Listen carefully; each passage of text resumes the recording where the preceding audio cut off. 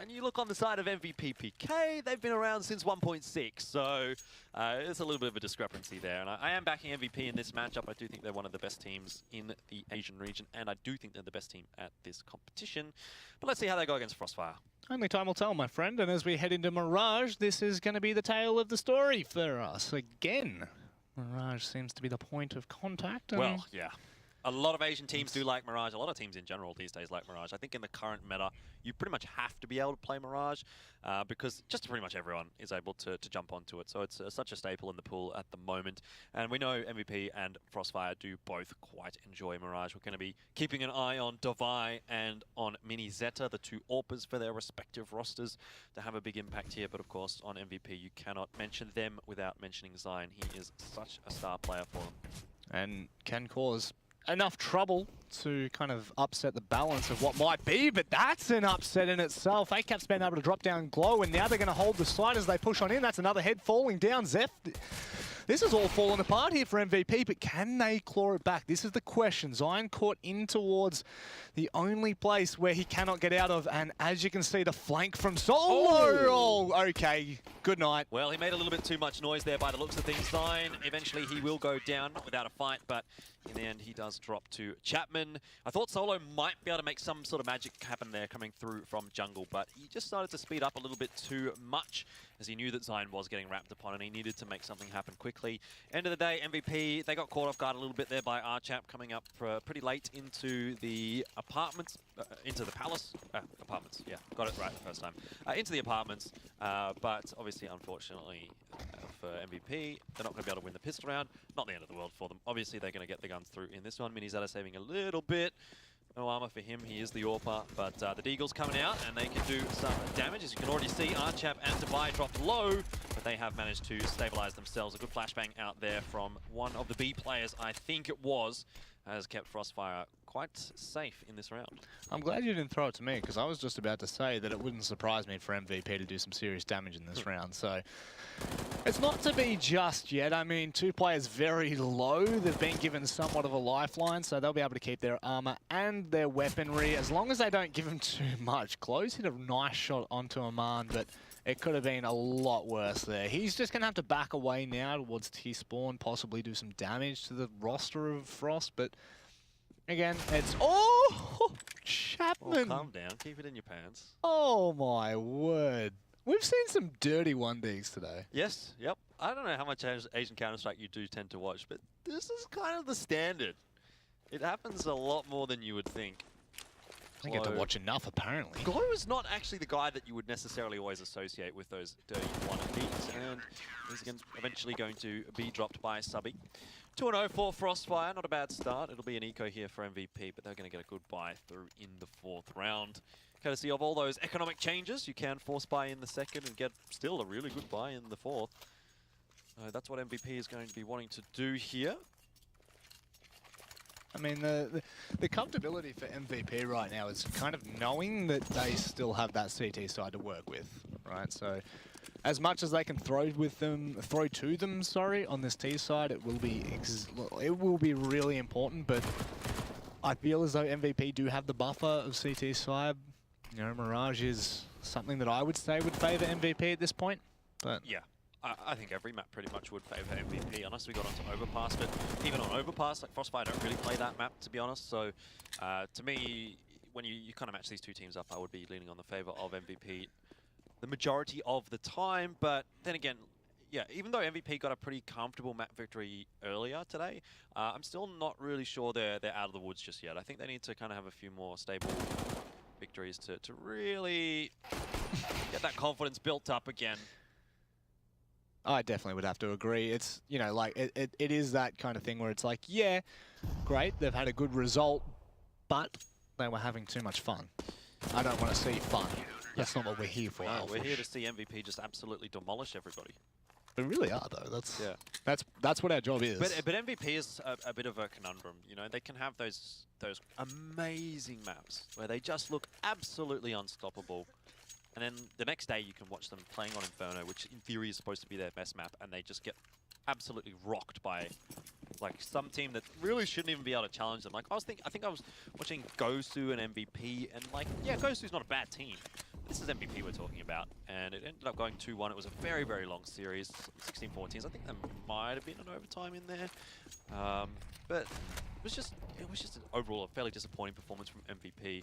And again, like they had a matchup against eHome earlier on, which eHome again not a bad side, but they're definitely not within the top caliber of Asian Counter-Strike teams, and MVP struggled against them as well. So again, against Frostfire, it's the same kind of scenario. You wouldn't expect that Frostfire is going to be too much of a challenge here for MVP, but stranger things have happened, and so far we're off to a good start for Frostfire. So MVP got a little bit of work to do here. Yeah, you don't want to let it snowball. Like we're talking about the fact that MVP has all this time to work with, and that yes, we expect them to do so, and we are painting a picture that should be an MVP kind of day. But again, like you had just touched on, you just can't let it snowball, because when it doesn't matter what team you're up against, it can quickly get out of hand, and we have seen that even today in matches that we might have thought a little bit closer, not to be. Solo is going to rip the head off of Aman as they make their way towards short, and that'll just slow the progress from Frostfire down. They haven't found a trade, so that's going to make things a little bit more difficult. Subby now going aggressive towards Connector. He's going to have 3 players to deal with, 1 closer, 2 deeper, and Zeph, if they swing wide right now, they could do some serious damage, but no, Subby's managed to shut it down. He'll swap out to the AK as well, or not. He'll just back away. He'll keep his life. Really critical that he gets the big damage on the first player, and he does manage to do that. But Minizetta and Zine, the 2 danger players, in my opinion, at least for MVP, that Frostfire need to be aware of now, available in this clutch. Minizetta with the AWP. Look at this angle. That is absolutely filthy.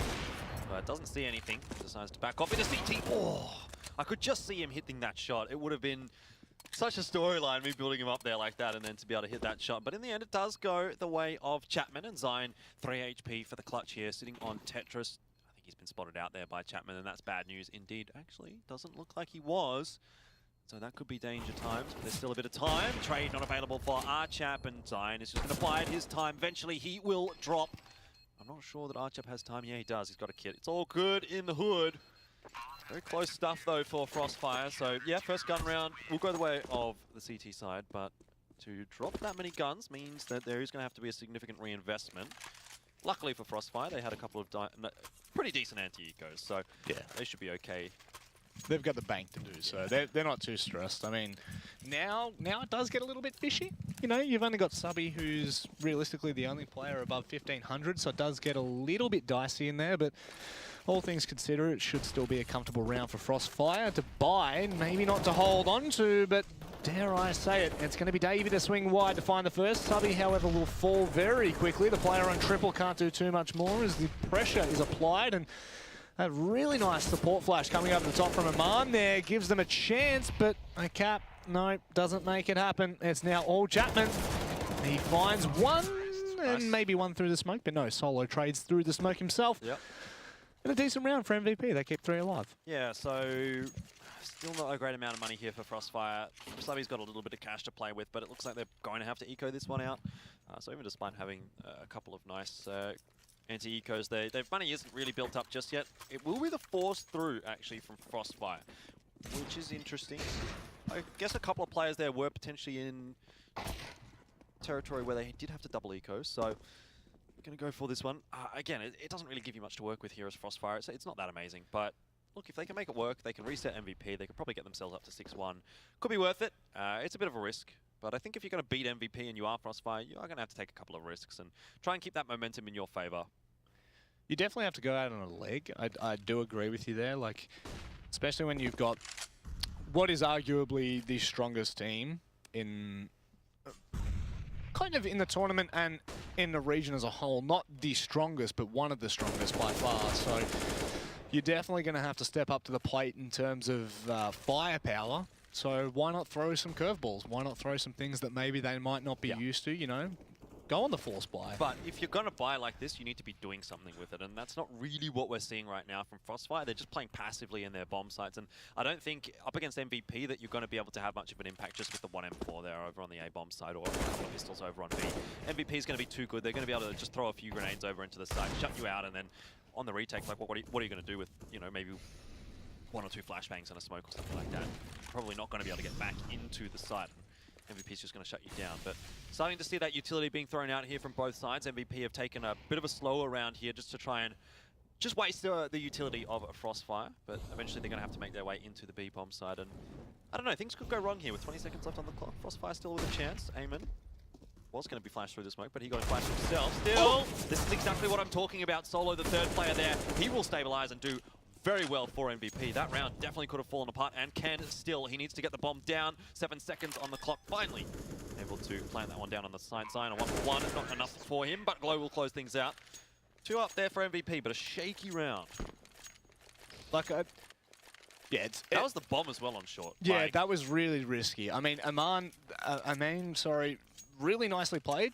Goes to the smoke, takes the fight to MVP. Nearly finds the third on an unbelievable flick, but just doesn't make it work. However, the way that MVP situated themselves after they went for that bomb plant, there was no way that you could really see Frostfire making it work. They just had those kind of angles to find the trades very quickly. So nicely done to try and lock that down. However, it is now going to be another pistol round for Frostfire. So some damage done in the last round. 3 players dropped. So again, keeping that economy honest is going to be really important for Frostfire. But like you were saying last round, it's not really good enough to go for a buy like that and just sit and wait for MVP.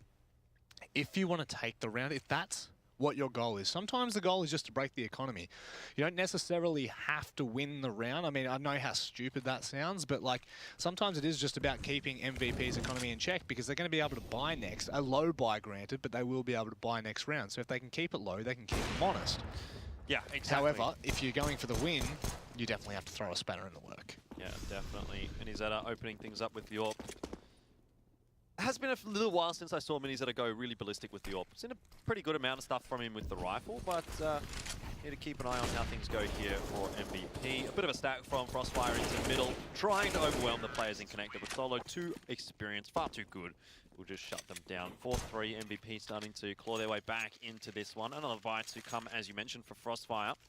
It'll be a reasonable buy, actually. We're going to see a decent amount out from them, but the utility is what's going to be most lacking on that CT side. And on Mirage, it doesn't always play as much of a factor as some other maps, but it is still something to kind of keep aware of, especially for Frostfire here. And for MVP, if they can play things slowly here, just waste a bit of that utility from Frostfire, it's going to be a lot easier to get into those bomb sites and a lot easier to hold them once you control them.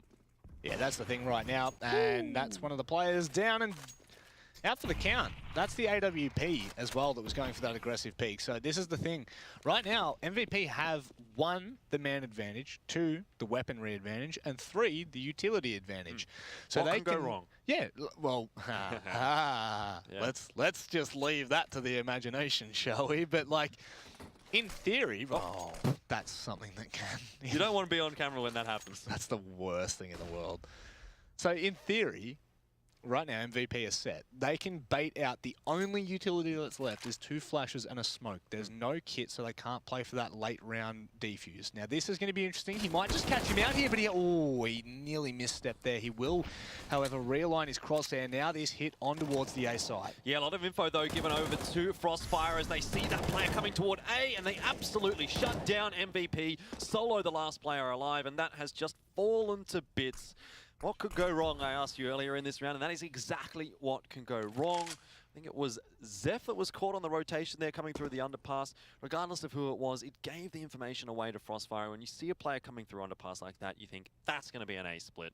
Of course, exactly what it was for MVP. 24 seconds on the clock here, Solo. He's great in the clutch situations, but this one is a incredibly difficult clutch. Yeah, it's almost out of reach. I mean, that player moving from CT allows him to get the bomb down, but is a cap too close? It looks like he's going to be able to get the bomb down, so that's okay. He can play for a post-plant position. It's going to be extremely hard to make this work. He has the feeling that someone's in towards Palace, and he is completely correct in doing so, but he's already isolated himself across towards A main, and why not? You may as well just try and pull something out of this, you know, pull the rabbit out of the hat, try and find some cheeky little taps onto the head. It's going to be very hard at this point, but if they give him the 1v1s like this, even if he doesn't win this right now, Frostfire need to be careful. They don't really have it to just keep going at him. And now there's only 1 player remaining. He's low on HP and he knows that he's there. Solo has just ripped them by limb from limb. What could go wrong? What went wrong? Twice. Something went wrong for MVP and then something went wrong for Frostfire. You give him those 1v1s, and this is Solo we're talking about. One of the most experienced players in the Asian region. one of the most experienced players at this event, and a very, very strong clutch player as well. Very solid with the AK, always able to pull his team out of a tough situation. That's exactly what he's done there. You can't give that kind of an opportunity over to a player like Solo. An MVP found around because of it. Frostfire's money is in the bin. And MVP looking a lot better than they probably should have been. Yeah, Frostfire have really given them a bit of a step up here. That was a misstep of a monstrous magnitude. All you need is someone sitting on that bomb, someone watching main, and that would have been the round for Frostfire. But take those 1v1. No, take the 1v1s, babe. You know, just go for it. Flex on Bay, you know, show them what you got.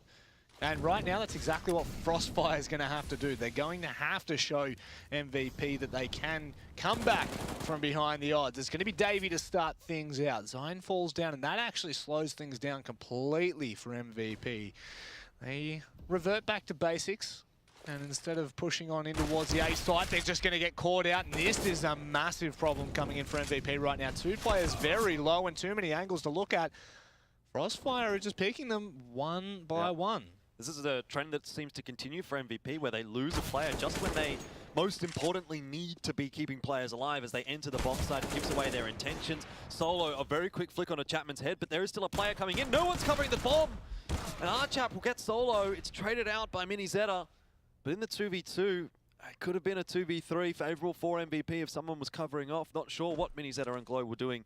Still running around in apartments. I was worried about a CT coming behind. Regardless, however, it does give the opportunity here to MVP. Minizetta going to be key. Great flick out from him. Subby will drop, and Divai still has not moved out from market. Minizetta will go down, and Glow looking for the trade, taking the same exact angle that Minizetta did, but he's got no HP to play with. Divai not expecting him from that angle. Another clutch goes the way of MVP. Another round goes the way of MVP. It's an expensive one to be sure, but the money is good. It's the T side. MVP don't need to be worried, and Frostfire now do. The money is good, and it feels nice, but that was really well played. I'm not going to lie. That off angle, he knows he's got the lesser HP. He knows that all he has to do realistically is hit his shots, and that is really smart coming out. And that will give, of course, MVP an even bigger buffer, but they just go for another buy here, Frostfire. I don't know about that. They've been making these rounds close, to be sure, but MVP have such an advantage, and Frostfire kind of getting themselves stuck in a bit of a hole. Zion being very, very aggressive, very fast with the MAC-10 here. Let's get some positioning into market, which will make the retake much more difficult and perhaps even impossible. Eventually, he will get traded out, and it's 3v2. It's not even a retake just yet, because MVP haven't got the bomb down. But very shortly, they will have. And for these two remaining players for Frostfire, the decision is to back off and save. I just don't think that they're at a point in the map where they need to be doing that. No, they don't. But they just, I guess the thought process there for Frostfire is that they feel like they're getting close to these rounds. It's like, if we just do one thing a little bit better, if we do one thing a little bit different, that round goes our way. But what they fail to realize is that you need to kind of have everything work your way before you even get to that position where it could have possibly gone their way. When you think about the last round, how they got the kills into mid and that kind of thing, those were frags that MVP potentially could have won, like Zion getting picked in the Palace as the player jumps up from the main. Like, it doesn't happen that way every time. 5 times out of 10, Zion's going to hit you with a headshot with the AK and you're dead. And then that round, MVP split onto the A bomb site and completely wiped Frostfire. And I mean, not just that, MVP at that point, just watching what they're doing there, smartly enough, they just go, nah, we're just going to go fast. No matter whether you're stacking, no matter whether you have a force buy, we're just going to go fast. We're going to send the MAC-10 in, and he's just going to be the scout. He's basically just going to go out and scout the area, make sure that there's nothing that can really be of any sort of damage while we just kind of clear the angles and make sure that everything's nice and easy. And that's what it is. It's smooth sailing for MVP there. And a really nice and fast change of pace, and I think that's something that MVP can do and use to their advantage quite well. Is one, they've got the experience to do so. Two, they have the firepower to do so. They have the individual talent to change up an entire match just with their pace. And I feel as though that's what, you know, they can get away with, because they can go faster, they can go slower, and when you least expect it, they can change the tides again. So it's kind of, you know, it's a double-edged sword, isn't it? Yeah, definitely, but the CT side is going to be much more punishing than the T side is going to be. So this is obviously much more favorable for MVP than it is for Frostfires. Now we do see a save proper coming through for Frostfire. They've got some deagles to back up the two rifles, but really it is going to be onto Subby and Divide to have the impact here, neither of whom have necessarily been incredible for Frostfire so far throughout this map. I think Divide's been alright, but we haven't seen too much from Subby at all. And MVP PK, they've got everything they want to play with. This grenade is going to be pretty good. It's cash money, boy, as they push on. Oh my word, making short white. I don't even know, Speechless. man. I'm like, that was just so quick. You blink your eye and two players just drop instantly. And those were the two players that we probably could have picked to at least find a trade. But they're not even given the opportunity there. Really well done from MVP to swing wide. Oh! Oh, see you later, Zeph. There you go. Well, it'll happen. Not too much of a concern for MVP at this point. They've really slowed things down again on the T side. They do seem to, at least in this matchup, want to play very, very slowly on that T side. Making their way out onto the B-bomb site late once again. Just the one player to find at the moment. They need to be aware that Eamon is wrapping around through apartments behind them. Their player there is very low on HP. Mini Zeta, he's heard it. Misses the shot, however, and that's going to give the opportunity to Eamon. Brings it back to a 3v2. Divide wins an aim battle against Solo. Now a 2v2. And that timer has not ticked away too much. There's a player wrapping behind Eamon, so he could happen exactly the way it did to poor old Mini Zeta, and it does indeed. Zion gets the frag onto Eamon. That stabilizes things. Divide now in a 1v2. Has too many angles to check. Not enough time, and Glow will shut him down. Little bit of a pause for concern for MVP, but for a moment, and then very quickly snatched away. Yeah, they just snap back into it. And it's like, nah, don't worry. Don't even worry about it. You legit, like, it actually looked like it was going to start to be a little bit of a concern there for MVP, but just that flank coming in is absolutely massive. Gives them everything that they need, and now MVP, they can kind of, again, dictate what they want to do. The buy's there for Frostfire, but again, they can actually bait this utility out, which they've already managed to do. So, you know, smokes and Molotovs thrown early for Frostfire because they know that there's a chance that they will go fast. There's a chance that they will be punished for not laying down this utility early. And it hasn't taken a massive waff in the grand scheme of things, but still, every piece that is thrown is every piece that you can't use when these players do decide to bust on out. And MVP, they've got a bank. They've got a fountain of utility to use right now. Yeah, but a double AWP set up from Frostfire in this round. Not something that we've seen from them just yet on the CT side, though in the Pro League qualifiers they did like to use it quite extensively, and they did use it to a reasonable degree. Archap looking pretty solid with that AWP. Of course, Divide is their primary AWPer, and Glow is going to peek right into his angle. Headshot to boot there as well. A little bit of overkill, but can't complain for Frostfire, and MVP will continue toward the B-bomb site. This is where they have been hitting predominantly throughout this map so far. And it's been working, to be fair, but in a 4v5 with a pretty big lack of utility and still a decent amount for Frostfire this late in the half. I think for Frostfire, this round is looking pretty good. They've used their utility really smart, and they're just picking MVP apart right now, just finding picks. Because, unfortunately, MVP, they have to go for this now. There's 20 seconds left, and they had to make a play eventually, but they've made it. Had they left it too little too late? That's the question. Divide's going to be holding the angle, hits the nice shot on towards Zion. Only two members remain for MVP, and short work will be made of Minizetti, and all that's left is your boy Zeph. He's just going to have to back off and save, and a really nice round coming in from Frostfire. Yeah, very much so. I think MVP played themselves a little bit by going so slowly, but on the same token, like you say, very nicely done from Frostfire. The incendiary in late in the round did give MVP a little bit of doubt in their minds. They backed off, they sort of second-guessed themselves, and they decided to go back to the B-bomb site. But at that point, it was too late. They couldn't clear the bomb site properly. They'd run out of utility to deal with the Frostfire players effectively, and in the end, Frostfire, they just had to play their lines, take the peaks, get the kills. Pretty easy, straightforward stuff for them, and as soon as something goes wrong for MVP, it really goes wrong. But a little bit quicker this time from MVP. It's given Frostfire a second win, though, by the looks of things, as Mini Zeta will drop very, very quickly, and MVP are going to be stuck behind a wall of fire.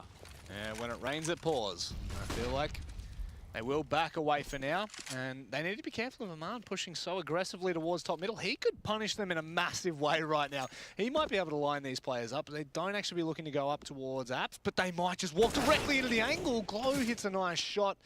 That could have been a little bit more spicy. I mean, a little bit extra heat, you know? Just extra jalapenos on that, please, sir. Now they look to realign their sights across towards A. They will have the support of Glow, who looks to go underneath that underpass area. Of course, again, this is something that we do see from MVP quite a bit, unless he's just putting a bit of pressure across towards B, which it seems as though he might be doing, just letting off some utility, letting him know that they are there. But they do have 2 players to find on this A side. Zeph is going to find Stubby on the cheeky angle. Not too difficult of an aim battle for him there, but they need to be aware of the AWP. They've got so much utility. Throw something into CT spawn. Divide gets a free one. Eventually the flashbang does come across, but it's at the cost of Solo's life as Archap does find him. And Zeph in a 1v2. He'll get the bomb down. 20 seconds on the clock. Both the players now coming through the connector. He will use his utility to get across into CT spawn. Still a Molotov, still a HE nade here. Still a little bit to work with for Zeph. But a tough clutch for him, to be sure. Still got the angle, so he's still got enough room and time to work with. However, there's no smoke for Frostfire. This makes things a little bit more difficult. Zeph now looking to play for the angle, drops him to 19 HP. However, it's Chapman who comes out on top, and Frostfire, they're clawing the rounds back. MVP, are they starting to meet their match early on here? It's a nice response from Frostfire, and promptly as well. Yeah, definitely a lot of mental fortitude for Frostfire to come back into this one. MVP, they will get another buy through here, such as the losers round bonus on the T side. And when you get the bombs down, you should be able to buy into most rounds. So it doesn't look like MVP will have problems buying for the rest of this half, as long as they're able to get those bombs down. But Frostfire, that's where things are really kind of starting to heat up here, as they are looking sharper and sharper as every single round goes by. All the aim battles seem to be going the way of Frostfire, or at least the majority of which, and the ones that do go the way of MVP tend to be traded out by Frostfire straight away. 4v3 is the result so far, and double AWP still persists through in this round for Frostfire. MVP, it just seems to have kind of capitulated in the last few rounds. Yeah, it's really died off, like just plateaued completely for MVP. Well, it's not even, I don't even feel like plateauing would be the right way to put it. They're not even keeping at the same level at the moment. Frostfire are well and truly starting to take the lead, and not just, of course, with rounds, but with the momentum. That's going to be the big thing. Head on in towards the second half. However, this is quite a backstab coming in from Solo. Catches off ACAP towards CT. Doesn't realize he's there. Burning in the Molotov. Sonny, unfortunately, he doesn't realize it, that he wasn't high enough on the ladder, and he will be punished for that. But Aman, who finds himself in towards jungle, it's a little bit of a more of an aggressive angle, and a bit more of an off angle that might actually just catch someone out. But the flash is true and good. And the last to remain is Divide in a 1v3. Yeah, it was a great flashbang there from Zion to allow the bomb to cross. Obviously also allowed the kill to come out for Solo as well. Divide, he's going to have to save the AWP here. The money's not amazing for Frostfire, so the AWP save through is going to be pretty useful. Last round of the half, you really want to be getting this one up to 7, I think, Frostfire. It's been a pretty courageous fight from Frostfire here, but you do still get the sense that MVP are kind of controlling this a little bit. And if MVP were to get away with 9 rounds, oh dear, that's not a good shot to miss. If MVP were to get away with 9 rounds in this first half, I think that's kind of the tipping point for Frostfire. 8-7 still doable. 9 from MVP, it starts to become a problem. Yeah, like I was saying with MVP, they'll just be trying to take as many rounds. I mean, that's the end of the game, right? But they won't be too stressed. They still have that CT side, and just know when they change over, well, again, the way it should go is MVP should change to CT and be extremely comfortable. Frostfire should have a little bit more cracks in their T side than their CT. But this is all shoulds, ifs and buts and coulds. It's all different when it comes down to it. The last round of the half, however, like you were saying, could change the tides completely for this matchup. If MVP can run away with it, it kind of changes. It's not even so much just the rounds. It's a bit of a mentality thing, because if they get that and the second pistol, they might just be able to do some serious damage to the mental state of Frostfire. But with that, their fortitude is quite strong, and Frostfire are finding the frags, 2 at the moment, with not even a hit point to show for it. Yeah, I was going to say this would be a difficult one for Frostfire to win, but they've started off really well, and Glow, he's just watching the wrong angle. Eventually, Minizeta will be able to trade him out, and again, it's Minizeta and Zyne to try and clutch it out, 2v4, turn it into a 2v2 already. Minizeta, great work, but damage has been done to those remaining T players. They've got no HP. Minizeta's made a lot of noise getting into bench as well, so Frostfire should well and truly be aware of his position, but perhaps it's a bait. Zyne is lying in wait. Great stuff from MVP. That is absolutely genius. And in the 2v1 now, you start to favor MVP a little bit. Zyne's position, of course, known, but Minizeta bails him out. What a great clutch from Minizeta and Zyne. That is unbelievable. Just the turn of events that lead to that clutch is ridiculous. Like, the way that they were able to communicate on such short notice and play for those positions, incredible teamwork from MVP. And now you're not only seeing the tactical side and the kind of the individual components to the working, more so to the clockwork that is MVP, but you're also seeing the communication that's coming into this. You know, it's all about that prompt communication. How fast can you get that short, sharp info to your teammate to figure out exactly where you want to play from and exactly what angle? Like that's instant. Right there. That's the kind of chemistry that you only get by playing with each other for years. And the funniest thing about these MVP players is that Minizeta and Zyne are the 2 newer players to this MVP roster. They've only been playing together for 6 months or so. That's when Minizeta joined this roster. And in hindsight, I do think that was a 5v4 as well. 5v2, sorry, by the way, which makes it even more impressive for MVPs, the 2 superstars.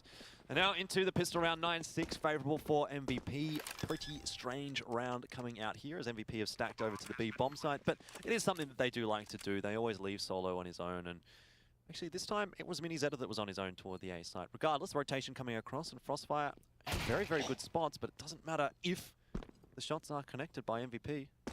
That's it, and when Zeph can punish, that's all they need. Look at this. This has just been the most random events that have partaken. A-Cap goes massive with 3 and a 4th as well. Zyne, see you later. There's your head gone. And Zeph will be shortly clotheslined by Subby, but what in God's name is that round? That's just another classic Asia CS round. Archap stepping up absolutely huge. 7-9 Frostfire. They do win the important pistol here in the second half. So a little bit of hype for this Malaysian squad. A bit of a chance now. I thought that MVP was going to kind of run all over them, especially if they did get that pistol, but now you give them some hope. Here is the force buy through for MVP, however. Pistol and armor. Again. Okay, fair enough. On your Frostfire. Well done. Now they're going to be making their way on towards the B bomb site. It's only going to be Glow to hold this, and unfortunately to start with, MVP just cannot get the right call. Having said that, Frostfire actually back away from that with that one smoke that is deployed. That slows everything down almost to a halt. And Frostfire look to walk straight into the fire. Out of the frying pan, into the flames we go. It is going to be on towards the connector position. They've already dropped on out. There's going to be 4 players waiting for them, but they make light work of them, and the USPs and CZs just aren't doing enough. The flash will come over the top towards CT, but with no support coming in just yet, you've still got Zyne from A main, who can't do enough, but Glow will somehow hit the shot from behind, and surely we're not about to see something again. No, not now with that grenade. I think there's a few low HP players here for Frostfire, so there would have been maybe a chance for Glow if he hit a few heads, but he needed a little more than 12 HP. This is going to take one stray bullet out from the guys from Frostfire to knock him over, and time's starting to tick away quite quickly as well for him. So look, there was a chance there for MVP. The site was stacked. It was a good read from MVP. Frostfire probably didn't do enough information gathering, but they were very diligent entering that bomb site. Good trades coming out from Frostfire, and they're able to knock over the anti-force bite relatively comfortably. They do take the 2 AKs through as well, which is always a key factor. So 8-9 is what's going to be the score here for Frostfire. Pretty good stuff so far on their T side. That said, it is only a couple of rounds so far, and we haven't yet seen MVP with the guns in their hands. No, and that kind of changes things, doesn't it? When you talk about the fact that MVP, they will be nearing on their bye round. Not now, of course. Still got to wait one more round for that kind of action. And Frostfire should just be able to even the scores here. They should just be able to claw back that small lead that was gained by MVP towards the end of the half. They should just be able to gain back what was once lost, rather. And with that, they are just going to stack across on towards the B-bomb site. I do like this from MVP. Constantly stacking and just gambling on pistol rounds. Like, why not? It's very MVP-esque. I was talking about it before. What they like to do is that they do just sort of leave Solo to kind of do his own thing on one of the two sites. On Cache, it's typically B. On Mirage, it's typically A. And they're going to stack the other site with the remaining 4 members. It rarely works out, but at the end of the day, like, you got to try and do something. So when it works, it looks fantastic, and you think, great, that was awesome MVP. But when it doesn't, it's kind of like, oh, whatever. You know, they were against guns. Who cares? Doesn't really matter too much. At least they're trying something, which is different to what a lot of teams are going to do, which is just stack 2-on-2 or whatever, and kind of just get steamrolled quite easily by the utility, by the weaponry advantage that their opposition does have. So I like how MVP kind of plays out their pistols and anti-ecos. Look, I feel as though it's something that you think would be more common sense than not. You know, like it is something that just kind of is maybe a general consensus. Like just stick it back, just stick in numbers, right? Don't overcomplicate things. Just be the wolf mentality, and at the very least, you'll see what happens here. You find one trade, and it is sometimes it is better than nothing. Unfortunately for Zion, it is only going to be a Mac 10. Now, I wouldn't be hugely surprised to see MVP actually take this one through. They do love to take Mac 10s and SMGs out on Inferno on the CT side. I don't think you can get as much usage out from it on Mirage, but let's say Zion like pushes into Palace or something with this, or maybe pushes Apartments or something like that. I think it can work for MVP. I think at this point, maybe it's worth the shot to kind of build your CT economy up with it. Especially because right now they don't have a great amount of money. They're going to get the ult through on Mini Zeta, but you'll be lacking utility across the board. If you take this Mac 10, you've got a lot of utility to work with on that particular player. On the same token, though, if you're going to be playing aggressive with the Mac 10, maybe you're not even going to be using the utility before you do get it out. So it's a bit of a toss-up here, but like I said, I wouldn't be hugely surprised to see MVP actually taking this Mac 10 through to this round, and Zion debating about it, and he has decided to go for it. So there you go. To be honest, I'd just be sticking him on the B-bomb site and just playing him around the pillars. Let's see what he decides to do. Yeah, it looks like he's going to go aggressive towards Palace. I think he is the A player pretty much for MVP predominantly, so that's, I guess, the reason why. He's actually not gone aggressive into Palace. He's just playing the close angle up on the balcony, which is fine. I mean, the thing is that the gun doesn't show, right? It doesn't show like an M4, so you don't actually have to look away because it's so close to you, because it's so small. It's not really a concern like it would be for an M4 and AK, where the barrel would show if you were trying to watch that angle. So I can definitely understand it, and it gives him the close quarter fight that he's hunting for, and that's really cheeky from Solo. The late round peak, not late round, rather mid-round peak, that finds them the entrance and the opening kill. That's kind of what they're hoping for, but this push coming through from underpass, he could get some information at the very least. I mean, connector is open, and there's no one watching directly down there, so he could potentially put himself in one of those kind of situations where he could cut up the rotators, but it doesn't look like he's going to just yet. They're going to pour on out of B, and it's going to be Zeph that pretty much plays gatekeeper, holding the first, nearly the second, drops him to 2 HP, but still on the shoulder. It's going to be Solo to shut it down. One more player to find, and Short is going to be the only man to remain. Chapman trying to tap away, hits a nice shot on design. God, I love it when players start tapping. Yeah, you love those one taps. It's always very exciting. Minis that are glow now. And it's really all going to be just glow that's required in the clutch scenario. MVP do bring up their 10th. First gun round does go their way, but it's not without loss. A fairly expensive one for MVP. Obviously, Zion taking the Mac 10 through. That's a little bit of a benefit to the economy in this round for MVP as well, as it meant that there was no forced investment into an M4. So he's got a little bit of extra cash to play with here, and he's going to be able to supplement the buy with quite an extensive amount of utility. Across the board, it's looking pretty good for MVP in this round, but the money is low. So if they do lose this one here, it's going to be a double eco for them. Yeah, I don't know whether they're going to really, push the envelope per se, get aggressive too much. The thing is, like you were saying, they lose this, the double both sides.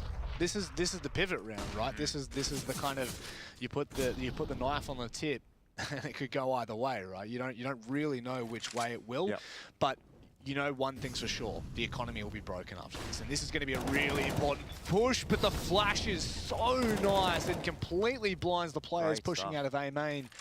And really well gelled from MVP. Yeah, 100%. That's what you expect to see from a team like MVP as well here on Mirage, which is typically one of their best maps and a map that they do play a lot. Mini setup looking sharp with the orb as well. 11 is up. It'll be an eco out for Frostfire. Probably not the double eco for them, but MVP definitely would have been in a double eco scenario had they lost that one. So I guess a little more important for MVP than it was for Frostfire, but now MVP starting to pull ahead, go up 12-9. You're starting to look into a situation where MVP do start to think about closing the map out.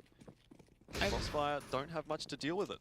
And valiantly, Frostfire have shown that they can, you know, they can compete against MVP and they can definitely cause problems. Yep. There's still a long way to go for me before I say that this is kind of the competition that I want to see. I think Frostfire still have a fair way to go just as of yet, but I definitely think that they have been able to keep up at the very least, and so you can see it in the scoreboard as well. 9-11, it's a lot closer than what some might have anticipated, but however, this is where things can start to break away, and what looked like a close game to begin with can completely turn on its head. Yeah, definitely, and MVP is a very strong CT side as well on the majority of the map pool, so it wouldn't be hugely surprising to see them just sort of run away with this map if things kind of get rolling a little bit here. The money builds up nicely and they get 2 or 3 rounds under their belt.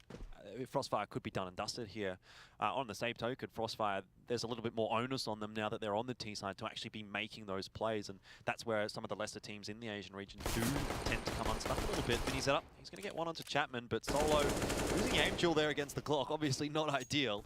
Don't think it's going to hurt MVP all that much here. Eamon, if he hit that shot with the Glock into the head, could have really made an impact in the round, but it just seems to have slipped a little bit too far the way of MVP for these Frostfire guys to make a comeback, especially with no armor, even despite the fact that they have the AK.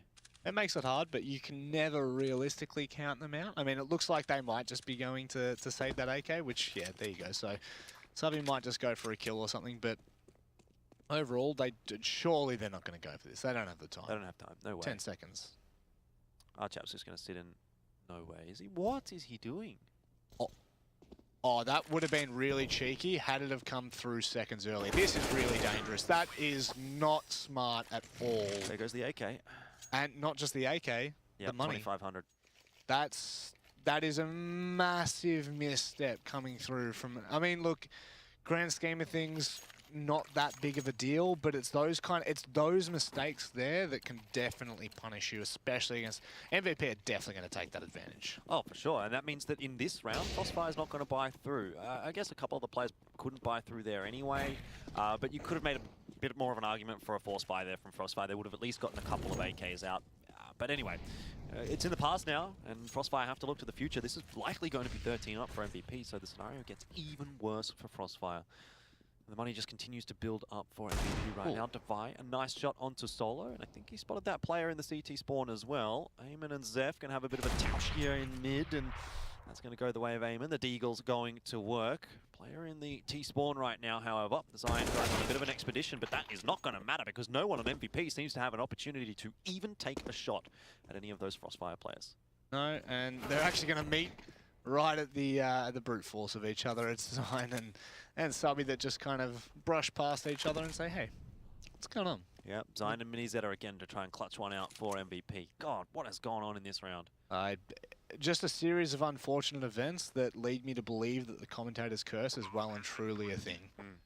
I feel as though there's no denying it. But look at this push coming through from behind. Zion might just be able to win this round off the back of this. If it's Mini Zeta that can take down that kill of Aman, it might actually flip the tides again. They don't. Actually, they do have the smoke, so this could make things really interesting right now. Still some utility left onto the hands of Zion, and of Mini Zeta rather, as they push on in. It's going to be Aman that peaks first, and that's another big kill, but still the last 2 remaining players, they have the weaponry to actually fight this, and it's going to have to be quite the play from Zion, who swings wide onto both, ripping them to pieces. And Ace from Zion, and That's the second 2v5 that Minizeta and Zion have won. Admittedly, Minizeta didn't manage to find a frag there, but he was still a proponent of that, still causing a distraction, still being the player there to back up Zion. Great stuff from these two guys.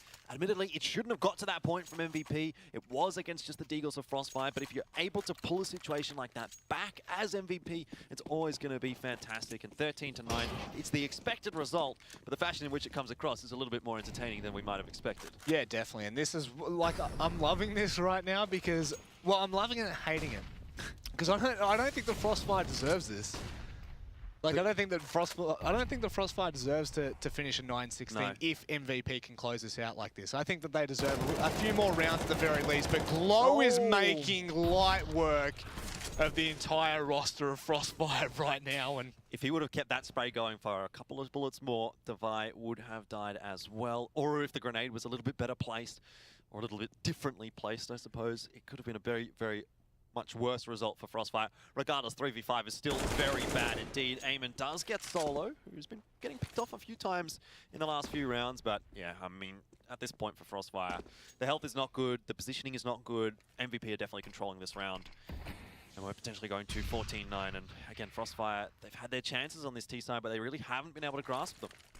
no, and that is also on the back of some individual play from MVP. And early in the round, late in the round, it doesn't make a difference. So you saw it before, Zion and Minizeta both come big with the 2v5. Just then you find Glow taking down 2 picks, and the third doing the damage to Zeph will find the inevitable kill, the nail in the coffin per se, and Aman is just going so aggressive right now. If he can secure that kill, it would have looked a lot better, but now it's all up to Chapman. A 1 versus 3, the AWP, 20 seconds on the clock, and the bomb, it's on his back. He's got an opportunity here. Oh, that's... Oh, what a shot on the Glow, but I don't know whether he's going to be able to... Oh, my word, that is really dangerous at that point. Swaps out to the Glock of all things, and... he does find a dink, so some damage done, but 9-14 again. I don't think that this justifies how well Frostfire have played in some circumstances. Yeah, I will agree with you. I do think that if it were to be 16-9, it would be a little bit of an injustice to Frostfire, but all in all, you got to say MVP has been the better side. They do deserve to win. It should have maybe been a little bit closer. Maybe it still can be a little bit closer because Frostfire, at the moment, it's a tactical pause out for them, and they're discussing what they want to go for in this round. A lot of money across the board. Devi lacking a little bit, and that's unfortunate because he is the AWPer, but I'm sure they can do a bit of a shuffle if they want the AWP. Looks like it might just be the full rifle setup. If anyone was going to get the AWP, it would have been Subby. So 5 rifles out for Frostfire. And for MVP, what have we got? Maybe a double setup, I wonder. Minizeta. Yeah, it is going to be double AWP. So something we see fairly reasonably often for MVP. A lot of the time it'll be solo with the secondary AWP, but Glow has been the guy on the B bomb site, so makes sense that he's going to take the secondary AWP in this instance. And you would dare say that he's going to go aggressive in apps again, which you can see him just jumping onto the ledge. So he'll find himself on balcony and probably push even further in towards apps as he has done multiple rounds. And you know, this is the kind of play that you want to punish as a T side, but it's really hard to, especially when it's a player like Glow, and especially when it's MVP. You know that if you do find that, you're probably going to be punished in some way, shape, or form. Like they're going to take some sort of advantage over you in some way. MVP find a way to kind of punish you for trading. So, and oh my word, look at Solo right now, top middle. He's got Subby to, oh, go for it, do it. Scouts on her, do it. Knife it. Do it. No, he can't do it now. Oh, that's a shame. Solo, you left it too late. Yeah, I was a little scared that there was going to be another player coming up next to him. So fair enough from Solo in the end there. Good advantage for MVP controlling mid, but Devi, he will get Zion. Very, very spread across the map right now are the T side. Solo rotating into the site. He'll be flashed in by one of his opponents, actually. And he avoids it nicely as Chapman goes down. Still a player advantage for MVP now.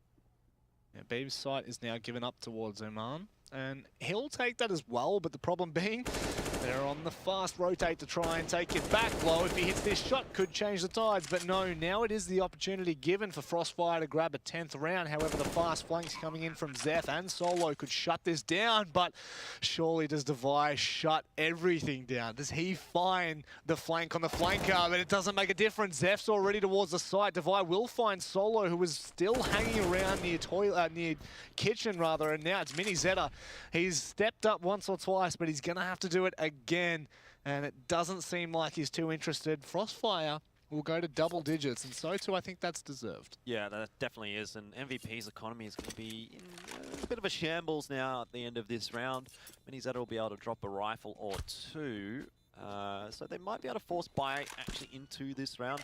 Glow's definitely not going to have much to play with, but I think it's probably worth the force here for MVP. They've got rounds to play with. They could just completely reset Frostfire here and win the map off of it. You've got an AWP, you probably can get 2 rifles behind that as well if Mini Zeta drops a couple. I mean, Zion could probably buy himself here. Looks like that's exactly what MVP is going to be doing. There's an M4 out from Mini Zeta, but just the one. So it'll be an SMG for Zion and for Glow, and Zeph and Solo are going to get their rifles. Could have had 3 rifles, but they're going to keep a bit of extra cash on Mini Zeta. Maybe playing that insurance. Wow, what a shot. Wow. How do you accommodate for something like that? And now that pretty much shuts the entire push down. It's just a series of unfortunate events, a series of dominoes that just fall in the favor of MVP. And sometimes you just have to shrug your shoulders and say, what if? Yeah, I mean, what can you do really at that point? That's I think what you have to be saying is like, what could we have done in that round? Mini Zeta through the smoke getting a kill. The push out from a ramp is going to get the kill onto the bomb carrier. Player coming out from short does get the guy running around in connector. By the way, he pushed through a smoke. It's all just going the way of MVP in that round. 15-10.